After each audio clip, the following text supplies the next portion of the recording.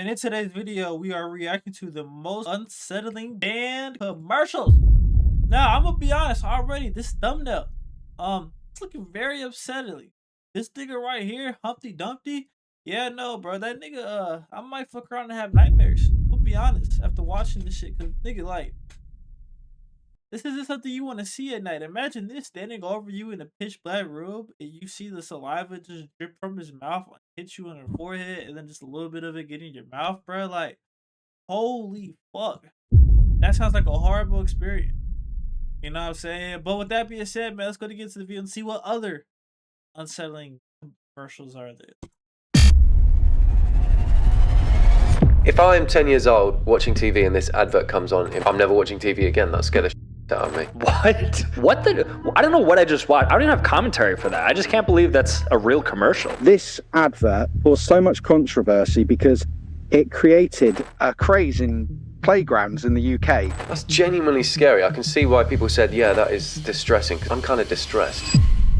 Ads are meant to attract customers, but these ads did the opposite. They disturbed viewers so much that TV stations had to pull them off the air. These are commercials banned for being too disturbing. We won't just show you the footage, we'll uncover the backstories behind each one and save the worst for last. So it is almost the end of the year, guys, and my goal is still the same: to increase the number of videos I put out for you guys without sacrificing quality. So it would mean the world if you subscribe, and I promise to do my absolute best and make the best videos I can for you guys. I'm Visual Venture and you are awesome.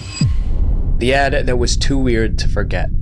In 1983, a company wanted to sell candy to kids. To do that, they created a commercial. The main character was someone every child already knew, Humpty Dumpty. But the version of Humpty Dumpty that appeared in that commercial wasn't cute. It looked like something straight out of a horror movie. The commercial was for a candy called Kinder Surprise. It was an egg-shaped chocolate with a small toy hidden inside. The product wasn't new. Kids already loved it. To keep that success going, Kinder wanted to launch a new ad campaign. They also wanted a mascot children would recognize instantly. Humpty Dumpty was the obvious choice. He was famous, shaped like an egg, and loved by children all over the world. But there was one major issue. Kinder couldn't legally use Humpty Dumpty. Copyright laws blocked them from putting him in the commercial. They needed to create their own version. It could look like Humpty Dumpty, but it needed a different name. So they invented the Eggman. He was supposed to be friendly, but he turned out super creepy. One person described him as a fleshy man egg with childlike features. The Eggman had tiny eyes and an insanely wide mouth. He spoke in a high, squeaky voice. The biggest problem was how real he looked. The Eggman wasn't animated like a cartoon. He was a hand-built puppet controlled by a professional puppeteer. He blinked, chewed, and moved like a real human, but with the body of an egg. The result was disturbing on so many levels. Despite that, Kinder decided to put him on television. The Kinder Surprise commercial aired in 1983. It began with the Eggman sitting on a wall. It was an obvious reference to Humpty Dumpty's nursery rhyme. Almost immediately, the Eggman started shouting nonsense words. Gibbo shaky. Me unscrabbly. Shaka doobie! He unwrapped the Kinder Surprise and found the toy inside. All this time, he was still speaking. Gibbo shaky.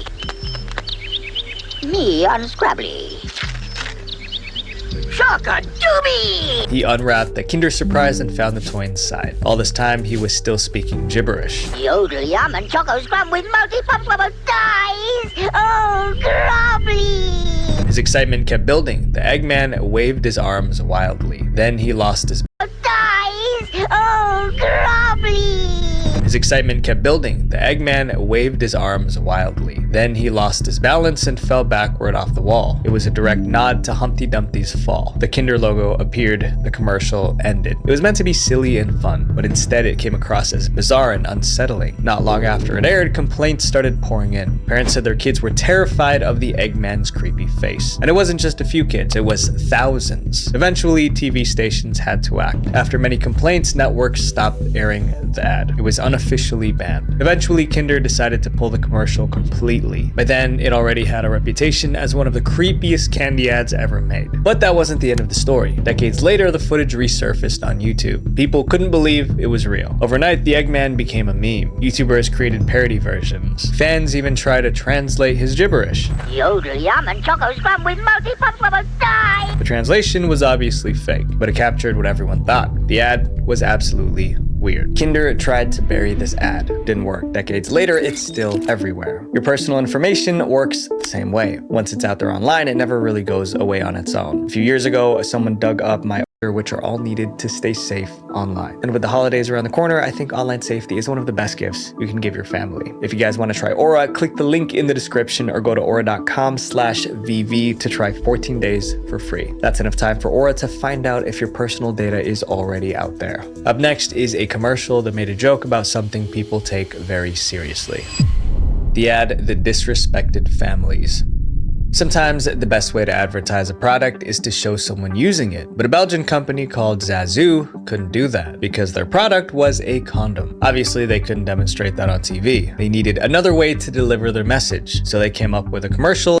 Now that I think about it, actually, I feel like I have seen a Trojan condom. I feel like I have seen that, but like I couldn't tell you what the commercial was. But I feel like I've seen that. Like low-key weirdly I see it more with like on Instagram, like content creators making ads for it, but I don't really see like, I swear I feel like I've seen a Trojan Magnum ad before, but yeah, no, I really couldn't tell you what that was about or the visuals of it. That was meant to be funny, but the reaction wasn't what they expected. Instead of laughing, many viewers were offended. The commercial ended up being banned in multiple countries. Here's what happened. The ad was released in 2004. It stood out right away. Most condom ads at the time focused on romance or disease prevention, but Zazu went in a completely different direction. The ad opened inside a supermarket. The father was shopping with his young son. The boy slipped the bag of candy into the cart. The father removed it and put it back on the shelf. The boy frowned and tried again. Again, the father took it out. Realizing he wasn't getting the candy, the boy snapped. He starts having a full-blown temper tantrum. Other shoppers stared. The father looked embarrassed and defeated. Then 2 words appeared on the screen. Use condoms. It was short, shocking, and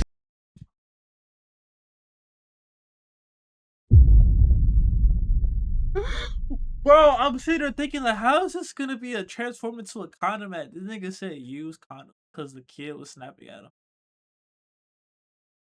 That I feel like that would have went crazy for a Plan B ad. For Plan B's, that help probably would have did numbers. Or they would have put should have swallowed if it was like a mom instead. It's funny, but I can see how that would though. forgettable. When the ad first aired in Belgium and France, people loved it. It was dark humor, but it was relatable. Once it reached English-speaking countries, the reaction changed. Critics said the message was inappropriate. They believed it mocked parenthood and portrayed children as a burden. Some labeled it disrespectful to families. Several broadcasters refused to air it. Before long, it was banned in several countries. But the controversy only made it more famous. People shared the ad on forums, blogs, and eventually YouTube. Many thought it was hilarious. It even won an award for its originality. Despite the backlash, Zazu's Little Boy commercial became a classic. This next ad shows how a joke becomes dangerous when people take it literally. The ad that hit too hard. In 1992, a TV commercial went viral in Britain. People couldn't stop talking about it. Many even called it one of the funniest ads ever made. But then, kids started reenacting the ad in real life, and within weeks, someone landed in the emergency room. Suddenly, people realized the ad wasn't just funny, it was dangerous. The story began with a drink called Tango Orange. It was basically orange soda, but the soda market was very competitive. Tango's biggest rival was Fanta, and Fanta was everywhere, on TV, in stores, and in almost every fridge. Tango needed something bold. Well, I'm gonna be honest, I don't really fuck with. Well, I mean, I don't really fuck with soda at all, period. But Fanta, yeah, I was never really. When I was a soda guy, I was more of like a Sprite kind of nigga. Pepsi on a weird day, and you might catch me fuck with Dr. Pepper. Like on a rare day, I might fuck with some Dr. Pepper. But yeah, Fanta, I'm more of a juice kind of guy. I fuck with lemonade and high C fruit punch, you know. I know that's a very black answer to give. Yeah, nigga, shut up, fuck you, nigga. To grab attention, so they hired a top ad agency. At the time, most ads followed the same formula. A person used the product, and suddenly everything in their life got better. Tango's team flipped that idea. They asked, what if drinking Tango didn't make you better? What if it shocked you literally? That became the concept. Tango's flavor was so intense that it hit you with an unforgettable punch. To bring that idea to life, the team created a strange new character. They named him the Orange Man. His job was simple: appear out of nowhere and slap the person drinking Tango before settling. Yo, y'all remember that one thing? It was like, man, this food's so good, it'll make you want to slap your mama. It was fresh fried chicken so good, it'll make you want to slap your mama. And nigga called their mama over, mama, what? Boom. I don't know. I know for sure that was on a Friday movie. I don't remember if that was a real ad or not. You could look it up after you watch this video, but yeah, no, that was funny. On the slap, they tested other ideas. Originally, the orange man was going to punch the drinker. That was rejected as too violent. Next, they tried having him kick the person from behind. That was rejected too. Finally, they decided on a slap. It was risky, it was different, and soon it would cause serious trouble. They filmed the commercial and put it on TV. It began with 3 young men standing outside a corner shop. One of them cracked open a can of Tango and took a sip. Hello, Johnny. I think we might use a video replay here. The video rewound like someone reviewing footage on tape. This time, viewers saw what really happened. Oh, yes, we could be in for a quintessential tango taste sensation here. As soon as he took a sip, the orange man ran up and slapped him on both cheeks. The drinker was shocked. The voiceover called it super taste sensation. Then came the tagline. You know when you've been tangoed. The ad was an instant hit. You know when you've been tangoed became a national catchphrase. Adults quoted it at work, kids repeated it on playgrounds. Tango's sales skyrocketed. At one point, Tango outsold Fanta by almost 2-1. They obliterated their biggest rival. For the company, it was a massive win, but the win didn't last. Not long after the ad went viral, teachers noticed something alarming. Kids were sneaking up behind classmates and slapping them on both cheeks. Then they would yell, "You've been tangoed." At first, schools thought it was harmless fun, but the Tango slap kept getting harder. One morning, Tango's advertising team got a call from a hospital. A surgeon was on the line. He said, "I thought you'd like to know that I did an operation on a child this morning with a damaged eardrum." When I asked him what happened, he said, "I got tangoed." The company's joke finally caused a real injury. Tango executives were horrified. If word spread that their commercial was putting people in the hospital, it would destroy the brand. But it was too late. The story hit the news, and parents were furious. They accused Tango of glorifying violence. Schools across the UK started banning Tango from their premises. The company quickly pulled the commercial from television, but removing it wasn't enough. They still had to clean up the mess. Tango's team scrambled to recover. They still needed to advertise their drink, but they couldn't risk another scandal. So they made 2 new versions of the ad. In one, the orange man placed his hand on the Tango drinker's mouth and kissed it. Nigga, that's supposed to be better? So now instead of people slapping you, they're gonna walk up and kiss you. Right, that one totally made sense. Yeah, no, totally, yeah. Yeah, no.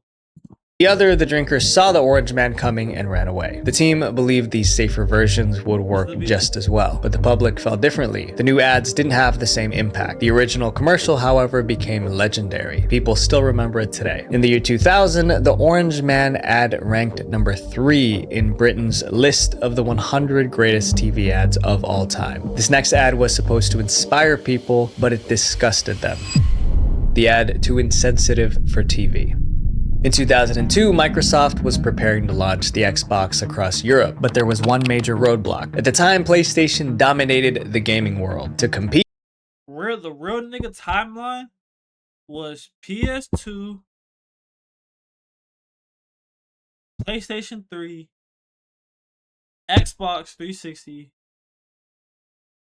PS4, PS5. If you're a real nigga, that's how you were with a console. Xbox needed a commercial that would shake things up, something that would make gamers take notice. Their team came up with an inspirational tagline, "Life is short, play more." It felt perfect. They even set aside about $50 million for the European launch, but when they turned that tagline into a commercial, it went terribly wrong. The ad was so controversial that even people who weren't gamers wanted it banned. The commercial opened in a hospital delivery room. A woman was in labor surrounded by doctors. She gave one final push, and the baby shot out of her belly like a missile. It smashed through the window and flew across the sky. Then something unusual happened. The baby started aging as it soared through the air. He became a child, then a teenager, then an adult. There were close-up shots of his thinning hair and aging teeth. Through it all, he kept screaming. Finally, he crash-landed into a grave. Then the tagline appeared, "Life is short, play more. It was clearly dark humor, a visual metaphor showing how quickly life passes. But when the ad aired, viewers weren't inspired, they were disgusted. The problem was simple. People didn't like the idea of using death to sell video games. Authorities in the UK received more than 100 complaints. One was from a grieving mother who recently lost her baby. After weeks of backlash, the authorities ruled that the ad could not be broadcast on British television unless the ending was changed. Microsoft refused. They insisted that the message was positive. Life is short, so make the most of it. Rather than change the commercial, they pulled it from television completely. It never aired again. Still, Xbox didn't step away from edgy marketing. In the years that followed, their marketing team kept making controversial ads. This next ad was so bad, people have been talking about it for 40 years. The ad that terrified a generation. In 1978, a new horror movie was about to hit theaters. It was titled Magic. Like every film, it needed a trailer to build hype. And since it was a horror movie, the team wanted it to be scary.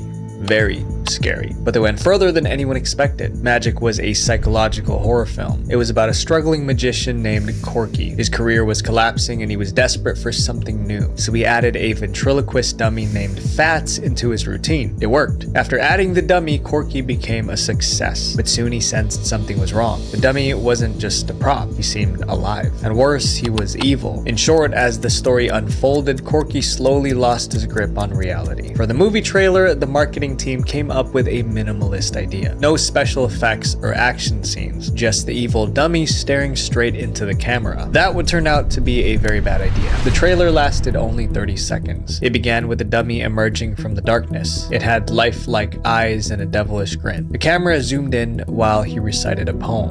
The dummy's eyes snapped shut. Then, just before the commercial ended, they popped open again. Then the screen cut to black. The trailer was meant to get people excited for the movie, but it had the opposite effect. People didn't even want to see the trailer. TV stations received complaint after complaint. Parents said the dummy was giving their kids nightmares. Others claimed their kids ran out of the room whenever it came on. One viewer said the poem got stuck in their head. It didn't help that the trailer had no storyline. It was just a puppet staring straight at the viewer as if it were mad at the viewer. For children, that was too much. By late 1978, the backlash was impossible to ignore. Television networks banned the Magic trailer. They said they were protecting younger viewers from more sleepless nights. After the ban, the studio released a new trailer for the movie. This time it opened with a message. This special preview has been approved for all audiences. The first trailer didn't have that, so it was clearly meant to reassure everyone that this version was safe. Then it began.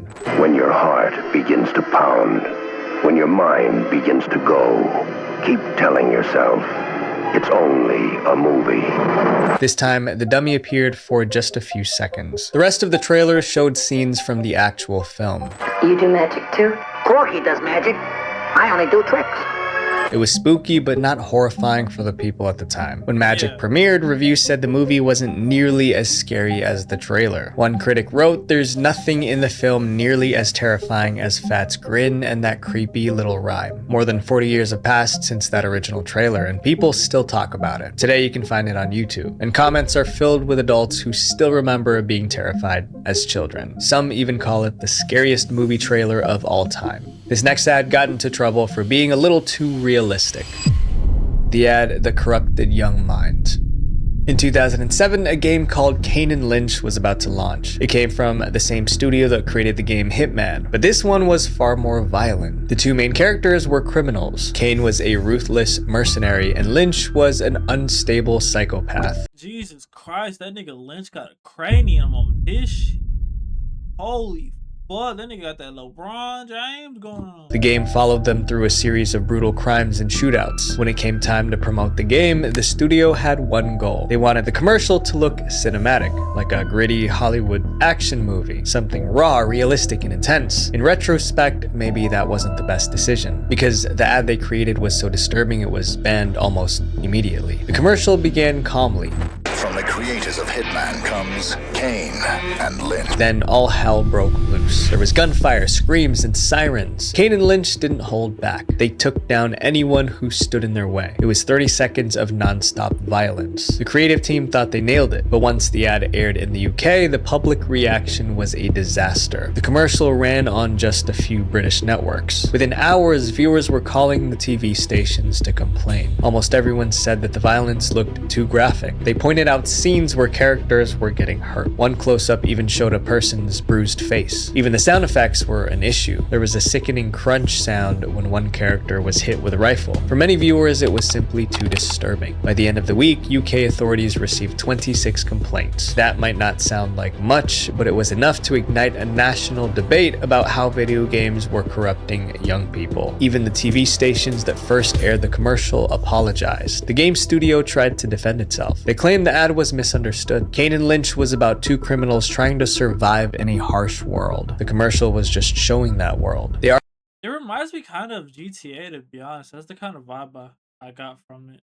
Argued that given the subject matter of the game, the TV ad was not overly violent. They also insisted the ad was made for adults, not kids. But regulators didn't buy it. They ruled that the commercial was too graphic and too shocking to be seen in any medium. In plain English, it was too disturbing for TV. They also said it was likely to be seen as condoning and glorifying real violence. The verdict was final. The Kane and Lynch ad was banned from British television. It was one of the first video game ads ever pulled for being too violent.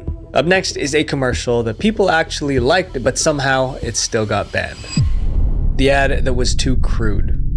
A company called Smart Beep thought they were finally getting their big break. They created a commercial that was set to air during the 1999 Super Bowl. The Super Bowl was arguably the biggest advertising event in the world. Millions of people watched every year. For brands, even 30 seconds on screen could lead to massive profit, but the price was steep. Back then, a 30-second Super Bowl slot cost $1.6 million. Smart Beep was ready to pay it. They filmed their ad and prepared for their big debut, but before it even aired, the commercial was banned. And it was all because of one bad joke. To understand why this ad even existed, you have to go back to the late 1990s. Back then, smartphones weren't common. Most people used pagers to stay connected. Here's how pagers worked. If you wanted to reach someone, you called their pager number. Your number appeared on a tiny screen on their pager. The person saw it, found a phone, and called you back. It was pretty simple. Smart Beep offered affordable pager plans. That was their business. To attract more customers, they decided to run a Super Bowl commercial. It was expensive, but if the ad landed, it could catapult their business. For the ad, they wanted a concept that was simple but funny, and they got an idea. The commercial began with a man picking up a woman for a blind date. He walked her to his car and opened the passenger door. He went around to the driver's side. Right before he got in, the woman let out a loud fart. When he got in, he smiled awkwardly and said, "You guys meet? Greg, Janice?" We sure did. Then came the punchline. That was stupid. Great. This is smart. A beeper service for just $1.99 a month. The joke I don't get it. What was the joke? was simple. Farting on a blind date was stupid. Signing up for a cheap pager plan was smart. It was short, fast, and funny. Exactly what most Super Bowl ads tried to be. Smart Beep submitted the commercial to Fox for approval. Fox was the network airing the Super Bowl that year. That meant they got to decide which commercials aired. But when Fox saw the blind date commercial, they were anything but impressed. Fox executives felt the fart joke was too crude, so they made a surprising decision. The commercial Oh nah, bro, that's not that bad, bro. Them niggas is tripping for that. commercial was banned from the Super Bowl. For Smart Beep, it was a huge blow. Their big break disappeared overnight. But the story didn't end there. The ad eventually leaked online, and when people finally saw it, they were shocked it was rejected. Viewers pointed out the same thing. In the 1990s, Fox aired shows like In Living Color, The Simpsons, and Married with Children. These shows were notorious for their crude humor. So why was a simple fart joke suddenly off limits? The commercial went viral online. Years later, some Reddit users even called it the greatest TV commercial ever. Unfortunately, going viral didn't save Smart Beep. In the 2000s, people switched from pagers to cell phones. With fewer customers, the company eventually shut down. Their banned commercial, however, lived on. And today, it's remembered as one of the funniest Super Bowl ads that never aired. This next case made history for all the wrong reasons. The ad that put viewers in the hospital. Damn. Damn. So far, we've covered ads that were disturbing, but this one didn't just upset people. It did something few ads have ever done. It triggered seizures. The commercial was from a car company called Citroën. They were one of the biggest car manufacturers in France. In 2011, they were promoting a new model, the DS4. It was sleek, modern, and futuristic. A car designed to stand out. The marketing team leaned into that idea. The ad's theme was rebellion. Everyone else said yes to the ordinary. But if you drove the DS4, you weren't like everyone else. You stood out. It was a smart concept. The next step was to create a TV commercial, but what they created was a health hazard. The ad opened with a smooth voiceover. It's easy to say yes. Can you work on Sunday? Yes, boss. Can you go shopping with me? Yes, darling. After a moment, the voice asked, How many yeses did you say? That's when things got intense. The word yes started flashing on screen non-stop, which we won't show. In total, it appeared 304 times in just a few seconds. After the burst of visuals, the voice returned. But what if, just for once, you say no? The camera cut to the DS4 gliding along a road. Why conform? The message was simple. Most people say yes to normal, but DS4 drivers don't. The flashing yes sequence was only a tiny part of the ad, but it was about to ruin everything. Trouble began the moment the ad aired in the UK. Within hours, stations received complaints. Viewers said the flashing made them dizzy and disoriented. Then the most serious reports came in. Several viewers said the ad triggered epileptic seizures. The condition is called photosensitive epilepsy. It's a disorder where rapid flashing images can cause seizures. That meant a car commercial was now a real health hazard. Citroën quickly issued a statement. They admitted the situation was serious but insisted it wasn't their fault. They explained that the commercial passed every required safety test. One of those tests was designed to detect flashing patterns that could trigger seizures. It was called the Harding Flash and Pattern Analyzer test. The ad passed that test too, so technically everything was safe. If that was true, what went wrong? Authorities launched a full investigation. They retested the DS4 commercial using advanced tools. This time, the ad failed every test. That revealed a much bigger issue. The old safety checks weren't accurate enough. Regulators took action. They updated the standard safety tests, making them stricter and more precise. But for Citroën, it was too late. The ad was officially banned in the UK. The ruling was clear. The ad must not appear again in its current form. At least something positive came out of the chaos. Citroën's mistake helped make advertising safer for everyone. Shock value sells for a second, but trust, that takes years to build and seconds to destroy. So before you do something just to stand out, ask yourself, how will people remember you? Real.